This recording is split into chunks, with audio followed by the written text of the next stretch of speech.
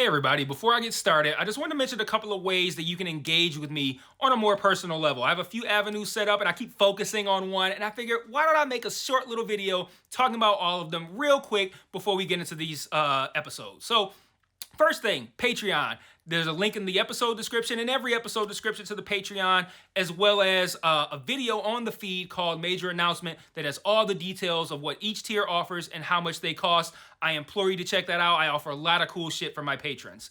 Second thing, the Discord channel. There's also a Discord link in the episode description and in every episode description. I have multiple channels set up there for each show that I'm covering, and it's a great way to just engage with me. I have a channel set up for MMA talk as well. I'm a big MMA fan, so if you're an MMA fan, you can check that out as well. There's a link to the Discord in the episode description. And then lastly, the Facebook and Twitter. Social media. Follow me on there. I post news on there. When I say news, I mean like, hey, I'm stopping covering this show. Hey, I'm starting covering this show. Let me know what you think about this. I do live watches of things on Facebook where like I'll check in and say, I'm watching so-and-so show. And then I'll like live comment while I'm watching it. And that'll be cool if maybe you watch that show too and you want to watch along with me, or you're watching it later and you will see my thoughts, which are usually pretty entertaining because I'm usually pretty high when I'm writing them. So check out all those links in each episode description, and let's talk about this episode. Peace. One mic. Yeah. All I need is one mic. Yeah. All I need is one mic. Hey everybody, welcome back to One Mic, and today I'm here to talk about episode 3, or as it's called, part 3, of Apple TV's Masters of the Air. So apparently, having heard that I use the word boring to describe the show at times, and at times, it's not always boring, but at times, those first 2 episodes were a bit boring. Having heard that, apparently, this episode was almost entirely mission-based, so there was a lot of action in this one. And make no mistake, it looked great. The visuals are outstanding on this show.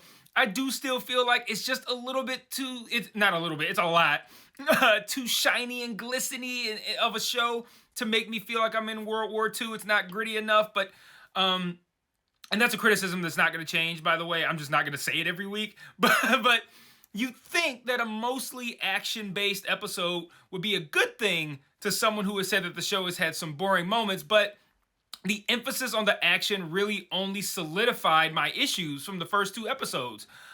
In the last video, I said a big problem with this show for me is that we don't know who any of these people are. This show lacked or chose to not spend time in training like Band of Brothers did with these characters. And Band of Brothers used that training time to great effect. So we haven't had time to get an affection for the characters on this show. Couple that with the fact that we can't see their faces when they're dying, and you end up with a lot of moments that are meant to be impactful but ultimately fall flat. And I'm not gonna lie to you guys, maybe about halfway through this episode, I actually started to wonder if I was even gonna keep watching the show, let alone covering it on this channel. However, there were some strong moments in the second half of this episode, and there's a subplot. It took a turn so interesting that I'm actually excited for the next episode. So let's get into talking about this one. This episode opens by immediately laying out the mission in front of us, as well as giving us an idea of the scope of this mission relative to the first one, which took place a year ago. So this guy, Commander Heidz, I'm not going to respect these character names because they don't respect them. They don't want me to know who the fuck these people are. Why am I going to care what their names are? Commander Heidz says that in their first mission, they sent up 12 B-17s, and in this one, they're sending up 376 bombers and 240 fighters, the largest air armada in history. We learned that there will be 3 task forces. The guys that we know, and of course I'm using the term know very loosely here, but the guys that the show is following, they're going to be targeting an engine assembly plant in a city that I'm not going to bother to look up or name. It doesn't matter anyway. The other 2 task force will be targeting a ball bearing factory. These 2 missions are designed to cripple the German war machine production, and it seems like a pretty good strategy. Now, one thing that I found funny, and this show has employed some fairly basic strategies in these first 3 episodes. I'm going to describe what I mean by basic strategies, but One of the things that I found funny is how many times Commander Hoozits stresses the importance of the timing and everything being in sync. It happens like, I swear, it happens like 3 times before they even like start to go to do the mission. And that was a dead giveaway to me that the timing is ultimately going to get fucked, and that's exactly what happens. And they don't even waste any time having it happen. It happens right away. Like, it's foggy as soon as, like, it's like they're like, yeah, we really need to worry about the timing, and I can't impress upon you guys enough that it's important that we're in sync and that the timing is perfect. And cut, and it is like foggy outside. But it's foggy, and the first task force is going up early rather than waiting out the fog with the other 2. So they're being sent to take the full brunt of the German military alone. That let us know right there that we were in for a lot of action and a lot of death. Cool. Sign me up.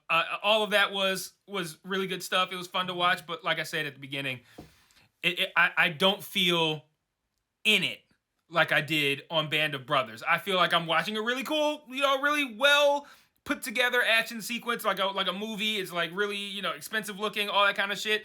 I'm watching it like, oh, I admire what's happening here. As opposed to that feeling from Band of Brothers, like, holy shit, I'm nervous because I feel like a bomb is going to blow up right next to me at any moment. Something's going to happen to Malarkey. Or, I'm not gonna harp on it. But if you saw Band of Brothers, I think and I've outlined in this video and in the previous one, ways in which Band of Brothers did things that were meant to have a greater impact on the viewer that this show isn't doing. But I said a moment ago that the show has employed some fairly basic strategies. I'm going to give an example here that's also going to speak to what I said earlier about how damaging it is that we don't know these characters.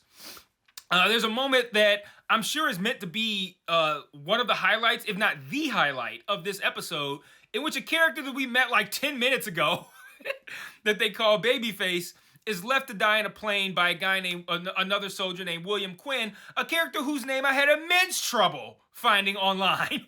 And I recognize his face. I'm like, I recognize, he's a recognizable looking guy. But I'm like, I don't know what the fuck this guy's name is. And I struggled to look him up. So again, they really don't care about if we know these characters or not. They just want to get the emotional impact. Like, oh, we're going to have wild shit happening. But they're not going to spend time building up these characters to make us give a fuck. Like, I didn't know these characters well enough to give a fuck about the moment in the first place.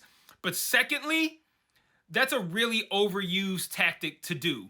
Like the oh my god, I want to save this person, but I can't. I have to leave them to die. Like, that's been done 8 million times, dog. Like, it's not, I can't watch that for the 8th millionth time and be like, oh, tear.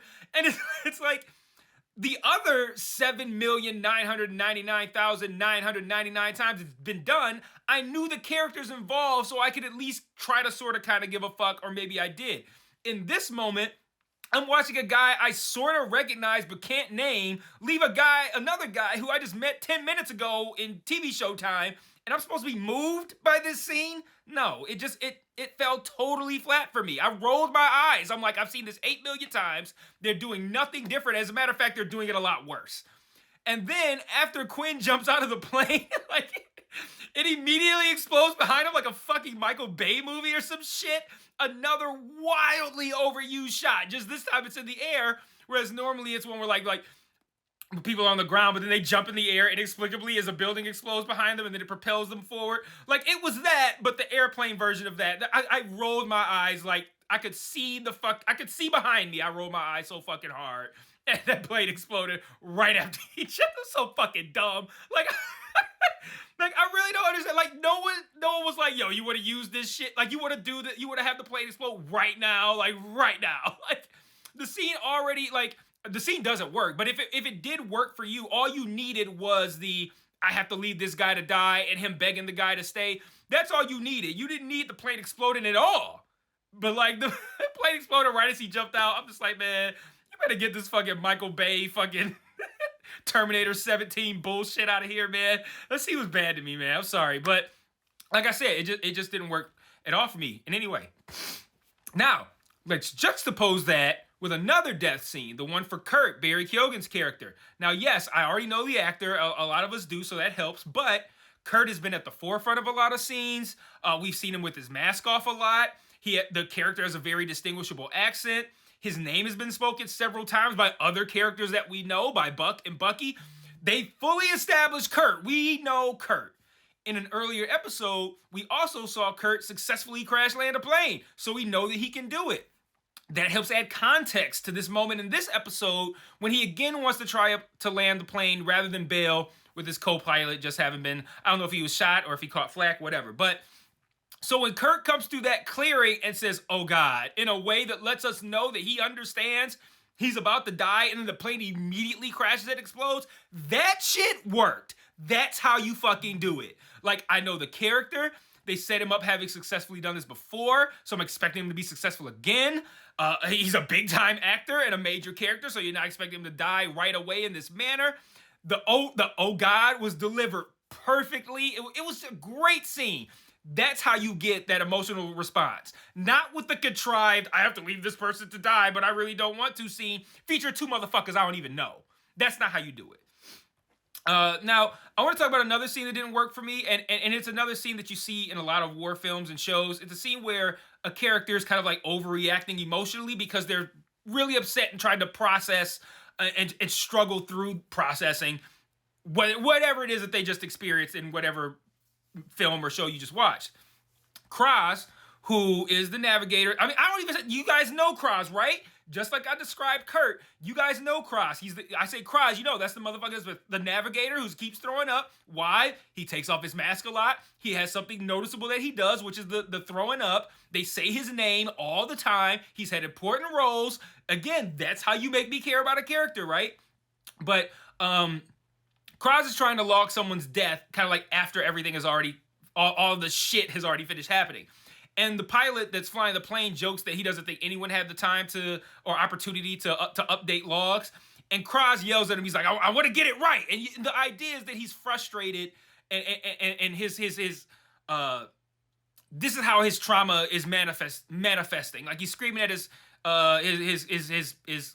fellow soldier over something like simple as a log. But it's not about the log. It's about the experience, right? And all the people that have died and his supposedly his friend having died. And they do the scene correctly, I guess. Like, all of that shit exists there and it works. But like I said, I've seen this done a million times. Here's the problem. When I was describing it, I said, Kraz is trying to log someone's death. I don't know who the fuck that person was. So Kraz being upset about it doesn't mean shit to me. Like, I don't know who that person was. So I'm like, yeah, that's a well done use of the... I just experienced trauma in a war, and now I'm snapping on somebody over something that doesn't seem important. Yeah, you executed it right. Problem is, I don't know who the fuck that person is that died, so I can't relate to Kraz's feelings in that moment.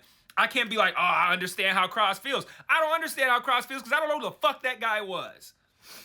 Kraz, on the other hand, again, a guy we know. We've seen him throwing up, seen his face, all that kind of shit. Kraz is a guy that if they kill him off, it's gonna work no matter how they do it, because the show has spent time making him distinguishable and fleshing out a real human person, which is a strategy that works 100% of the time when you want to mine an emotional response out of the viewer. Not trotting out random motherfuckers and killing them in stereotypical, overused, tropish, cliche, whatever fuck word you want to use, ways that we've all seen 8 million times, and you're just like, oh, this worked 8 million other times, so let me do it again. But we're not gonna let people give a fuck about the characters we're doing it with. Not gonna work. It's just either the lack of desire or inability to really get us an opportunity to know these characters. It's killing this show, man. It really is. I don't know if they didn't consider having a massive cast with their faces covered to be a problem, but I bet they're thinking about it right now, because I'm by no means alone in my criticism of that aspect of this show. But I guess if you're somebody who can just sit back and just watch the action, fuck it, great.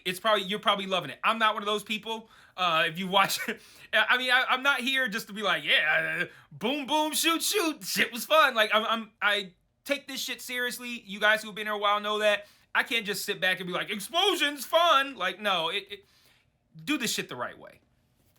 So just as I was starting to wonder if I was even going to continue watching this show, given everything that I've just said up to this point, it took a really interesting turn. So Quinn, the guy who I had struggled to find out his name, who bailed on Babyface in that plane, he ends up landing at a family's cottage, and they speak English. They feed him, but then he's held at gunpoint by a few. I'm gonna say they're resistance fighters. They didn't have on like soldier uniforms, but they tell him that if he surrenders, he'll likely be taken as a POW under the Geneva Convention, and he'll likely live.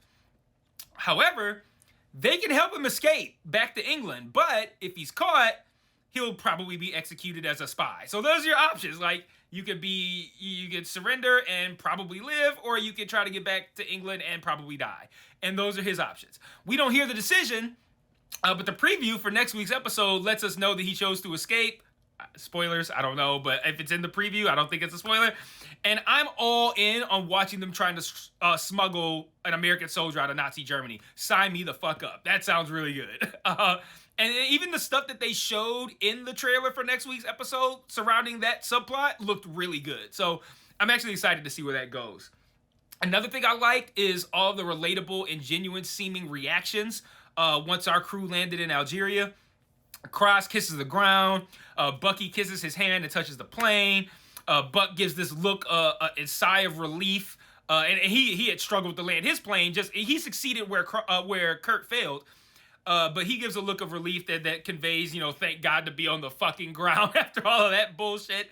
But Buck seems to look very concerned for his ability to continue to live through all this. And then Bucky, for, again, not again, because I haven't mentioned it before, but for the 76th time, reminds him that, hey, we're going to be okay. We're going to get out of this. Which, I mean, that feels like a setup for one or both of them dying. And given that they're two of the total 4 or 5 characters that I know at this point, I do look forward to seeing how they get there if they do end up there. So I'm going to continue watching this one. They set up enough stuff in this episode that I want to see play out in the future. And with more episodes will come more familiarity with the cast and all that kind of stuff. Like, this could end up being one of those situations where I'm like, that show needed a good 3 episodes to really get going, establish these characters, establish this world, and then it really took off. No pun intended. So it could end up being that. So I'll see you guys next week for episode 4. And until then, peace.